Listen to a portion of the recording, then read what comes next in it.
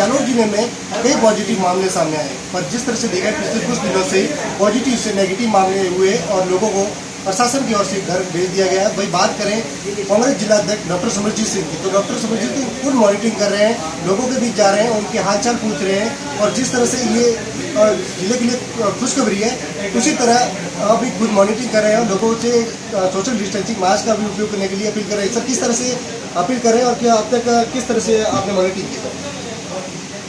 Corona virus का effect आपने देखा होगा कि जालौर जिला लंबे समय तक ग्रीन बेल्ट है। अभी कुछ केसेस आने की वजह से कोरोना के मामले सामने आए, पर बड़ी खुशी का विषय है कि वो भी सारे तेजी से नेगेटिव होते हैं और जालौर जिला पूरी तेजी से वापस एक दावे के साथ कह सकता हूँ ग्रीन बेल्ट की तरफ वापस आ रहा है। और ये बड़ा अच्छा विषय है कि हम सुरक्षित है, सेफ है। इसके लिए जनता विशेष तौर पे धन्यवाद की पात्र है, क्योंकि उन्होंने सोशल डिस्टेंसिंग का पालन किया, नियमों का पालन किया और प्रशासन का सहयोग, इसलिए हम इसके बाहर आने की दिशा में है। परंतु फिर भी हमें सावचेत रहना पड़ेगा, जागरूक रहना पड़ेगा, क्योंकि कोरोना वायरस विश्व में अभी तक इसकी कोई दवाई नहीं है और जब तक इसकी दवाई और इलाज नहीं होगा तब तक हमें इससे सावधान रहना पड़ेगा और इसकी सावचेती के साथ जीवन तो यापन करना पड़ेगा, पर इसके साथ कैसे जीवन यापन करना है वो हमें नई तरीके से सीखना पड़ेगा, नियमों का पालन करना पड़ेगा, तभी हम सुरक्षित रह पाएंगे।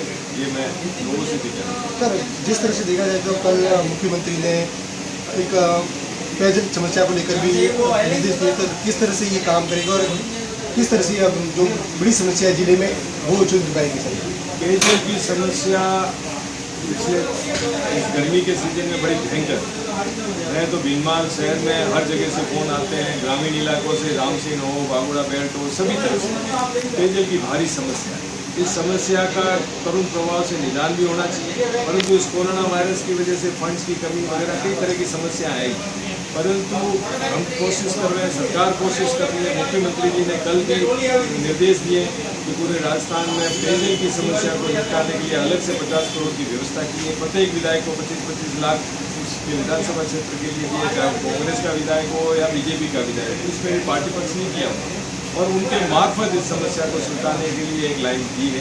मैं उम्मीद करता हूँ कि लोग कहेंगे कि ये राशि ज़्यादा नहीं है वगैरह, पर इस राशि का उपयोग अगर प्रत्येक विधायक ढंग से करें तो जो कहीं किसी गली के अंदर 10 पाइप की कमी से पेयजल व्यवस्था सुधर सकती है, तो इस तरह से ये चुने हुए जनप्रतिनिधि अगर उन पैसों का वितरण करें तो कम से कम लोगों को राहत मिल सकती है। जिस तरह की 25 लाख की जो हर विधायक को घोषणा की है, क्या इससे पूरे भीनमाल और आसपास के ग्रामीण क्षेत्रों में ये समस्या सुलझ पाएगी पानी की? विधायकों को पहले भी 2 करोड़ रुपए तो एमएलए बजट के दिए जाते हैं उनके स्वयं विवेक से खर्च करने के लिए। उनको चाहिए कि उस सिस्टम को सुधारने के लिए उसमें से भी खर्च करें। ये 25 लाख तो इमरजेंसी में दिए कि अभी जो व्यवस्था बिगड़ रही है या समस्या नहीं सुलझ पा रही। मैंने यही आपसे निवेदन किया कि अगर 25 लाख की राशि यूँ देखो तो कम है, पर यूँ देखो तो कम नहीं है। अगर आप जहाँ गाँव में कहीं 1 किलोमीटर पाइपलाइन की कमी है या कहीं शहर के गलियों के अंदर, तो अगर 15-20 पाइप जोड़ दिए जाए और सेट किया जाए या टैंकरों के लिए पैसा दिया जाए, कम से कम इस भयंकर समस्या के समय लोगों को राहत दी जा सकती है। सर, जिस तरह से मनरेगा योजना प्रधानमंत्री द्वारा बंद करने की घोषणा की गई, पर वो आज ये योजना लोगों के लिए एक वरदान, एक भगवान की तरह उभर के सामने आ रही है।